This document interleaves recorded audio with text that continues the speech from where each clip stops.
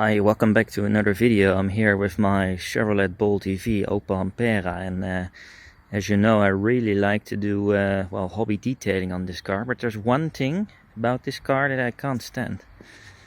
Looking here, I got these winter rims suitable for winter weather and snow tires.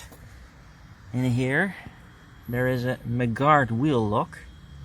There's already rust on there. I mean, the thing is 2 years old. I can't stand it.